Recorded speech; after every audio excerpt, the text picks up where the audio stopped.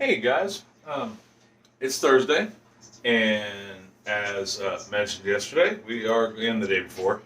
We're gonna make some chocolate chip peanut butter cookies. I know it sounds phenomenal. I don't really need to say much more about how great these sound. If you're new to my channel, I'm Brian. Welcome to Mr. Smith's kitchen. If you're returning, glad to have you back. Nothing more important. Don't forget to hit the subscribe and if you'd like, hit the like button and the notifications. Those are always important. I don't monetize, so I'm not looking to make money off of this. This is more just life lessons for future generations of my family and anybody else who's interested in watching. I want to. I said a long time ago, and one of my first videos that this is nothing more than an experiment to see how many generations I can be remembered, and I want to be able to teach the life lessons I've learned, and hopefully avoid some potholes along the way. We're gonna do some really good cooking, do some baking, some gardening, things of that nature. So anyhow, peanut butter chocolate chip cookies. These are going to be, I believe, an absolutely amazing cookie. It's a wonderful peanut butter cookie. It's got chocolate chips in it. So let's go over ingredients list. Actually, before we go over ingredients list, let's go over things you'll need. Now, as far as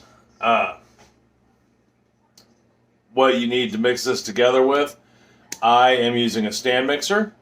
You don't necessarily have to use a stand mixer. You can use a bowl and a hand mixer. I don't know if you could use a whisk for this because it's going to get kind of dense and you may not get stuff incorporated correctly, but I suppose you could. Second thing you'll need, most important thing, scale. Always preaching the scale. When it comes to baking, scale usage is probably the most important of all the tools. You want to be as precise as possible when baking it. It promotes equality. Every time you make it over and over again, they'll taste the same every time if you use your scale. If you don't have a scale, that's okay. When I give my ingredients list, it'll be in cup measurements, or teaspoons, tablespoons, and I'll also give you the grams. But I highly recommend you get a scale. They're like $11, and on up to $1,000 depending on what you want. But get a scale. If you not sure where to get one, ask. I'll tell you. If you know me, I'll buy you one. I mean, whatever. They're not that expensive. All right. Other things you'll need, minimum, a bowl or two. You will need a spatula or two.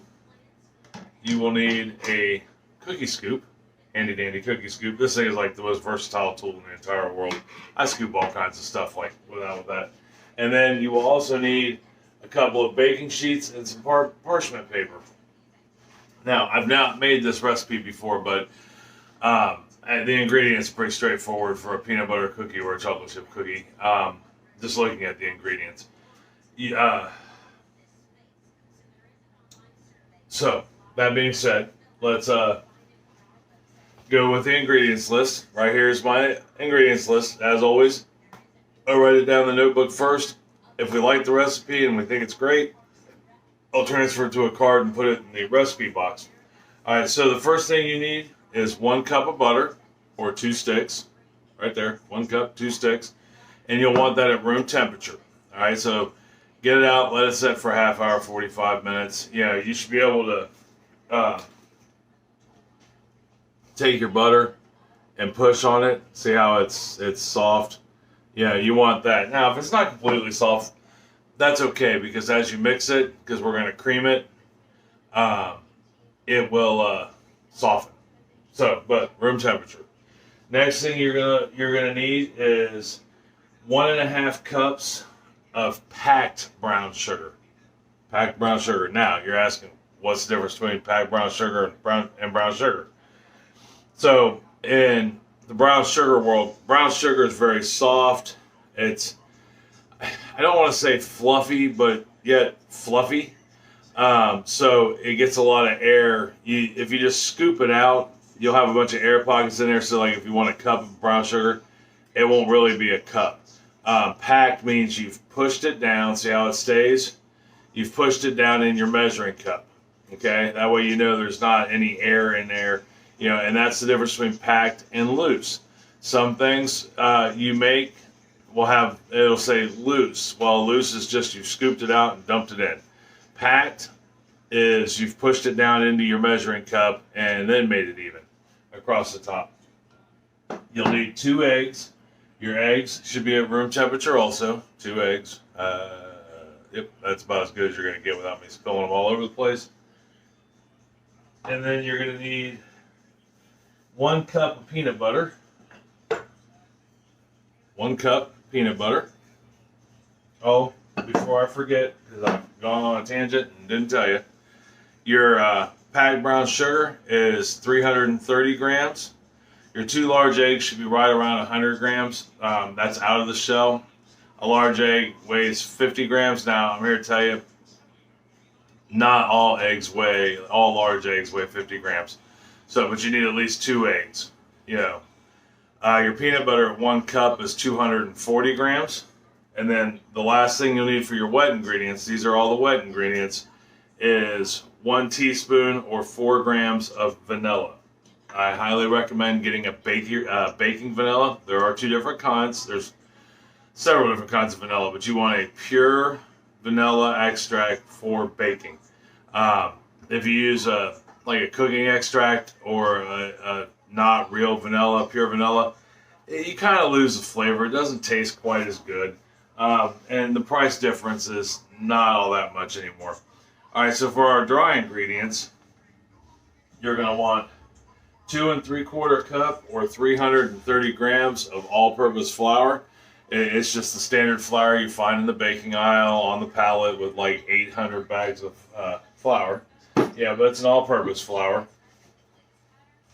You're going to need 1/4 cup or 30 grams of cornstarch. There's going to be a lot of white ingredients, so they'll kind of all look the same. You're going to need 3/4 of a teaspoon or 3 grams of salt. I use kosher salt. If you use kosher salt also, smash it up a little. Take it back with a spoon or something and smash it up. If not, the granules are kind of big, and you'll run into some cookies will have like a big granule of salt left in it where it didn't bake out all the way, and you'll have a salty cookie, which if you like a salt in your cookie, some people do, you're good. But for this recipe, I would recommend smashing it up. You're going to need 1 teaspoon, 4 grams of baking soda. You're going to need 1 teaspoon, 4 grams of baking powder. And then the Rockstar, besides the peanut butter, is 1 cup or 170 grams of chocolate chips. So, when it comes to the chocolate chips, you can use, the recipe calls for semi-sweet, but I mean, realistically, you could use semi-sweet, you could use unsweetened, you could use milk chocolate chips. This is actually a combination of semi-sweet and milk chocolate chips. I see them in there, but there's a distinct difference between, like that one, there's a milk chocolate, semi-sweet, milk chocolate. They don't really bake any differently. So I guess it just depends on your sweet tooth. I'm a milk chocolate. I actually just had a couple open bags, one of milk chocolate, one of semi-sweet. I have a version of Star Crunches I like to make that require a milk chocolate chip, and which maybe someday I'll show you how to make those that are really good. All right, so before you even get your ingredients together, first thing you want to do, kick your oven on 350 degrees. All right, that way it's warming up, because you want to hear your oven beep or whatever it does to let you know it's there, and then you'll want to let it cycle a little. So first thing we do, turn our oven on, so it's preheating at 350 degrees. Then we can get our ingredients together. Now, you notice I have everything in like little separate prep bowls. You don't have to necessarily do that, but it'll save you on dishes if you don't. But I do it so I can show you, and I even do this when I don't do videos. That way I know I have everything, in advance before I just start dumping stuff into a bowl. But like I said, you don't necessarily need prep bowls. You at minimum need another bowl, or just a bowl to put your wet ingredients in, a bowl to put your dry ingredients in. Then you'll combine the two and make your cookies. All right, so that being said, let's look down here. I know, I'd want to stare at me all day too, but we can't. We got work to do. Actually, this doesn't work at all. I love making cookies. I just love to bake and cook. All right, so the first thing we're going to do, put our 2 sticks of butter in here, maybe because it's sticking to the bowl. And we're going to cream these. We're going to cream this. So what is creaming?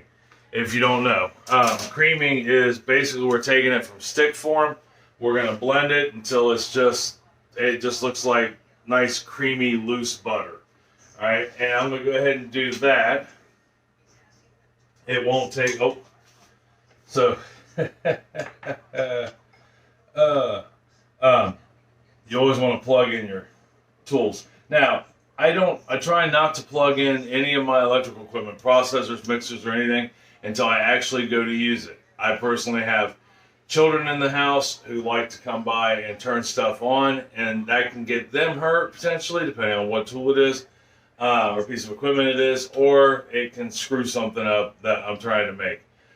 Could you imagine dumping a bunch of flour in here and the kid comes through and turns it on and it's on high all of a sudden and flour's going everywhere? It could just be a mess. All right, so we got the butter in there. I'm gonna start creaming this, and as soon as I get done creaming it, I'll show you what it looks like, and we'll continue with our ingredients. All right, see you in 1 second. All right, so we got our butter creamed. Yes, I moved you on the camera. Wow, that got a little bright, didn't it? So here's what we're looking for. See how it's nice and creamy, looking good. It's no longer in stick form. That's what we're trying to find there. In between ingredients, you just want to kind of wipe down the sides, keep everything going in there. So we get this wiped down super quick. And then what we're going to do after this is real easy. Next ingredient to add is going to be our brown sugar. So we'll dump our brown sugar in there. Ooh, maybe if I can get it in there. And then we're just going to incorporate, we're going to blend this until it's incorporated, okay? And I'll show you what that looks like as soon as we're done mixing this up. So I'll go ahead and get this mixed, and then we'll move on to the next ingredients. All right, we got our butter and our brown sugar mixed together. And what you're looking for, I mean, you can see it there. It's just nice and incorporated. So the next thing we're going to do is add our eggs. And unlike when baking a cake, we don't have to add these one at a time. We can add them at the same time. And we're going to put in our peanut butter. So, and in case I didn't mention it, because I don't think I did, right now we're working on our wet ingredients. Okay, when it comes to making it, when you're baking, you've almost always got wet ingredients and dry ingredients. So, and if you're curious as to how often you should scrape down your bowl, as often as need be. You want to make sure, because mixers, even hand mixers, they don't always get everything. So you want to get in there with your spatula and just kind of scrape the sides down, fold it over, make sure your ingredients are incorporating and you don't have like a chunk of butter or a chunk of brown sugar or anything like that. So we added our 2 eggs, our peanut butter, and then we're going to add our tablespoon of vanilla. And we're going to go ahead and get this mixed up. And then after this, we'll do our dry ingredients. All right, we are mixed. And all our wet ingredients are mixed. We'll go ahead and get our paddle attachment cleaned off. If you're interested in buying a KitchenAid mixer per se, not that I'm doing a commercial for them, I don't get paid for them. I don't get paid by anybody to do any of this, and I prefer it that way. It kind of leaves me open to be able to give my own opinion. I don't have to go, oh, they're the most amazing blah blah blah ever. That way I can tell you if it stinks, it stinks. But if you buy one of these, or a mixer in general, it doesn't have to necessarily be KitchenAid, make sure you get a paddle attachment, a whisk, and a bread hook would be, ideal. I mean, you can buy like this one here came with the paddle attachment and the bread and the whisk, but it did not come with the bread hook, which you can buy separately in this case, but they're expensive. And I don't make that much bread. I personally don't make any bread, at least not yet. Chris does the bread thing. She is very much the bread maker. She's the bread maker, and she's a bread winner too. All right, so that's what we're looking for as far as our wet ingredients go combined. So I'm going to go ahead and stir up the sides real quick. See where we're at there. Make sure we're nice and incorporated. All right, and we are nice and incorporated.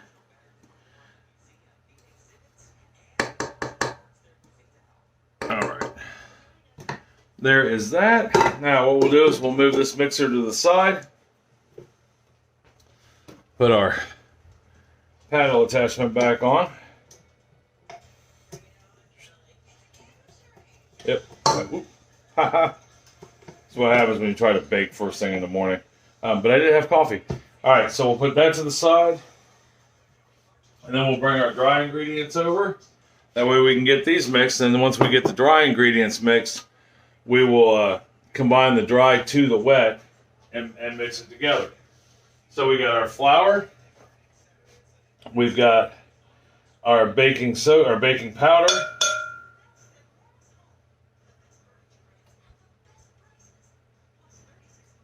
We got our baking soda, which everything seems to be want to sticking to the bottom of the bowls. That's all right. That's all right.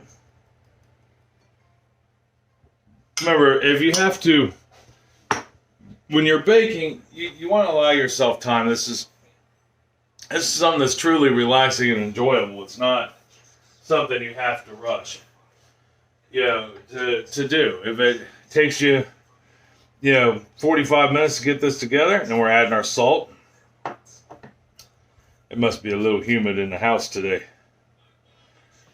And then the last thing we're going to add is our cornstarch. Now, I was reading the directions on this recipe, and it read like you were just going to dump everything all in the bowl at once and mix. And I suppose you could do that, but the problem with that is if I were to dump all this wet and all this dry into a bowl, at the same time and try to mix it up, chances are pretty good you're not going to get it mixed well. And you want it to get mixed well. And as always, I forgot. I always forget something when I do this, but I always let you know when I forget. You also need, as far as tools go, a whisk, because you want to whisk this together.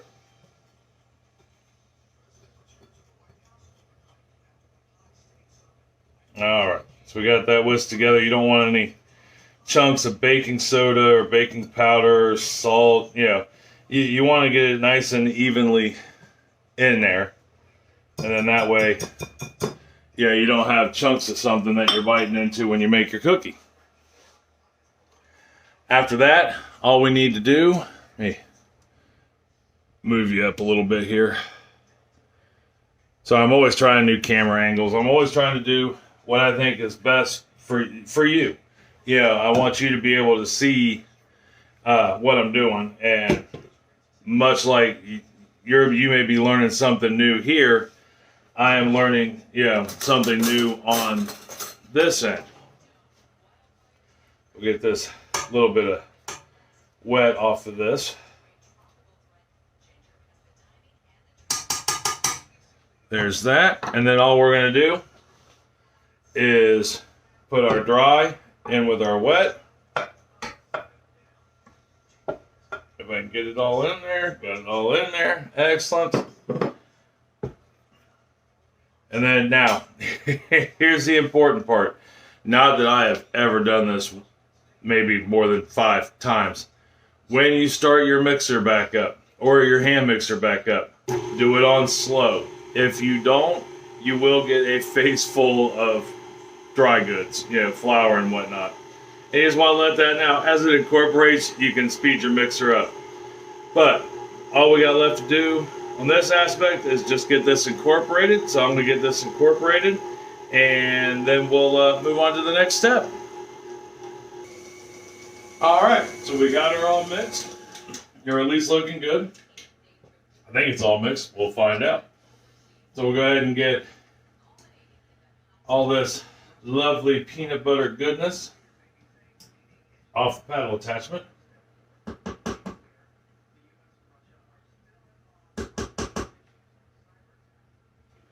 And I know you're thinking, but he didn't have the chocolate chips. Not yet. We're getting there. That's the next step. But I personally don't like to just throw the chocolate chips into the mixer and use the paddle attachment to mix them. I like to fold them in by hand. And that's just mostly because I feel like it seems to beat your mixer up. I mean, this thing likes to bounce all over the place. And I'm sure this mixer is designed to handle it. Oh, got a little bit of peanut butter over there. But we want to take a spatula, get the edges, make sure we're all mixed up. I don't care what kind of stand mixer you have, it doesn't always seem to get all the nooks and crannies mixed up. At least that's just my opinion. Now, if you're working in a warm kitchen, like it's like a warm summer day or whatever, or your kitchen's just hot, maybe you had the oven on, it's like 80-some degrees outside, so it's not, horribly comfortable as far as cookie dough goes. You can always stick your batter or your cookie dough in the fridge. Let it sit in the fridge for 5-10 minutes and you'll be fine. It'll ferment back up because we're going to eventually take that scoop and turn these into, we're going to scoop balls up and put them on the cookie sheets.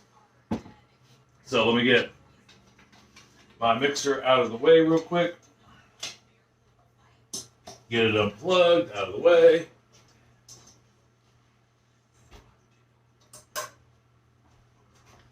Then we will incorporate our chocolate chips.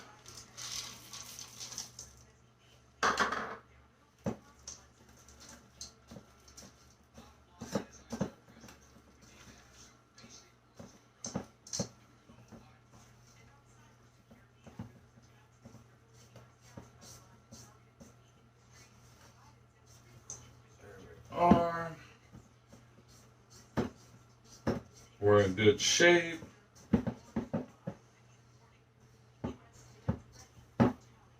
There is that. All right. And there is our finished product with chocolate chips, peanut butter. And I'm here to tell you, only because I got it on my fingers, it tastes great. It's very peanut buttery, like a peanut butter cookie should be. And I'm sure once we add, with the chocolate chips, it'll be even better.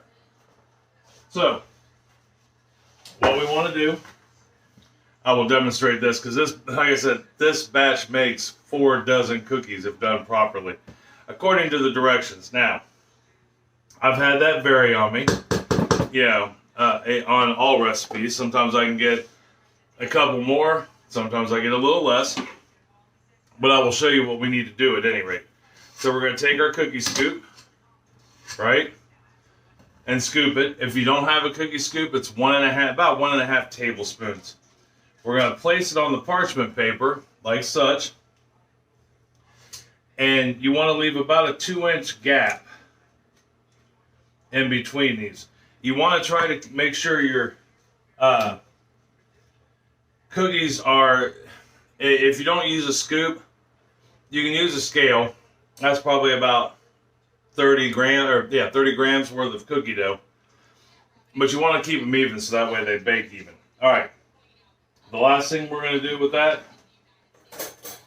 is I'm just going to take a fork and smash them down a little bit. These cookies do not spread very much according to the directions, and it recommends you smash them down. Now, a traditional peanut butter cookie, you would use your fork and make the little squares. But we're just looking to smash these down a little bit. We're not necessarily looking to make squares. All right. I'm going to go ahead and get these other 48 or the other 46 together, or see how many I can get out of it. And when I come back, we'll talk about the oven and get them in the oven. All right, I'll see you here in just one moment. All right, so we got them all smushed out. Got my pans filled with cookies. There's what we look like. I think they look amazing so far. Got one that's a little not so round. That's all right. Of course, they don't have to be perfect. Remember, it's not like we're selling these and they're going to taste good whether they're round or a little off round or not. So, that being said, let's talk about the oven and baking them. All right, so we got our cookies made, right? They look amazing. Now we got to put them in the oven. The recipe calls for 350 degrees, which we've already got that going. And it says 10 minutes for cookies, 10 minutes in the oven for these cookies. Now, there is no oven that's the same, ever. Some ovens, will take a little longer. Some are a little less. So I'm going to say instead of just 10 minutes flat, I'm going to say 7 to 10 minutes. So start checking them at 7 minutes. That way, you can kind of gauge where they're going to be. Most cookies, standard cookies, even chocolate chip cookies, you'll notice they start getting a little golden brown on the edge and a little lighter in the middle, and that's about what we're looking for. So, like I said, start checking them about 7 minutes. You don't want them to get burnt. So yeah, 7 to 10 minutes, and then halfway through the baking, so like 3-4 minutes, all the way up to 5 minutes, rotate your pan. So what I mean by rotate is we're going to take our pan, we're going to put it in the oven at 4 or 5 minutes. We're going to take it out and we're going to turn it completely around like that and put it back in the oven and let it finish cooking. Let's try baking. Ovens, no, there's not an oven out there, even if they were built on a Tuesday all together, given to the same people, and they were made in the assembly line, right, one after the other. They'll have hot spots, and they may not bake evenly. They won't bake evenly, and they may not actually be 350 degrees. It's kind of the nature of ovens. But that being said, 350 degrees, 7 to 10 minutes. Start checking them at 7 minutes and see where we're at. All right, I'm going to go ahead and get these in the oven. When they come out of the oven, I will put them on a cooling rack, on the cooling rack for 2 minutes, and then I'll take them off the pan and put them on the cooling rack to cool. All right, so I will be back once we get these on the cooling rack, and I will show you the different stages, because I got 2 pans going on here, of what it should look like. All right, I'll see you here in about, a millisecond for you and about 10 to 15 minutes for me. All right, see you here in a sec. All right, I'm back. Did you miss me? I missed you. So, here's where we're at. I just pulled these out of the oven, so they're still piping hot. But I wanted to show you what we're gonna do, what our next step is. There we are. There is our first batch of cookies. They look phenomenal. I did these ones for 8 minutes. I'm going to do the next batch for 8.5, 9 minutes to see how they turn out. But those look great at 8 minutes. So what I'm going to do is I'm going to leave them sit on the pan on this cooling rack for 2-3 minutes. And then I'll move it over I'll take them off the pan and I'll put them on the cooling rack I have here on the counter that you can't see. So when I come back, they'll be done cooling, and we'll try one, see if they're living up to our expectations, and we'll keep them on Mr. Smith's Kitchen. All right, see you here in just one moment. All right, so, excuse me, we let them cool. There is our finished product. Now, I did find in my oven, 9 minutes is ideal. All right, so what we're looking for, let me grab one here and we'll show you. See how it's nice and golden around the edges and just nice and tan in the center. That's what we're looking for. It's a little crisp on the edges, but it's still soft in the middle. That's the way I like my cookies. Now, if you like them a little firmer, go the full 10 minutes. But I think this is perfect. I mean, and if we open it up, there's some nice chocolate chips. This one doesn't have a whole lot in them, but You know, that's the problem with chocolate chip cookies is getting an evenness, in my opinion. Or maybe I'm just doing something wrong. But let's try one, because if we had smell-o-vision, this kitchen smells phenomenal. It smells like a cookie plant. So let's give her a try and see how we go.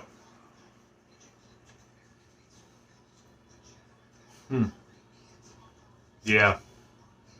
If you like chocolate and peanut butter, that is awesome. And it is so soft and moist. Man, that's a really good cookie. But full disclosure, they were already tested because Sarah walked through and I let her have one. And even she said this is one of the best cookies that she's ever had. Although she did make a recommendation of something we want to try, and that's doing a dark chocolate chip. You know, but that being said, what a great cookie. Yeah. If you like peanut butter and you like chocolate,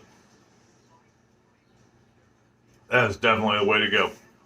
Those would pair nicely with a giant glass of milk. I won't say it's a healthy breakfast, but it's pretty good. Anyhow, all right. So try these. Let me know how you like them, or if you like them, or if you don't like them. Be like, Brian, these cookies were great.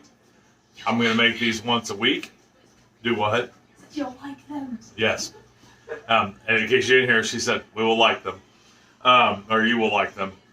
But you may tell me they're the best peanut butter chocolate chip cookie you've had ever, that day, that week. Or you might be like, Brian, these things stink. Where did you get that recipe? Throw it away. But I'm here to tell you, I'm not throwing the recipe away. I am going to put that on a card and put it under the cookie section of my recipe box. All right, well, I'm going to have a couple cookies with some milk, because that's what we do. And then I'm off to do some fish maintenance and some automotive repair and maybe a load of laundry. And then I'm having a dinner with a couple of really good friends of mine this evening.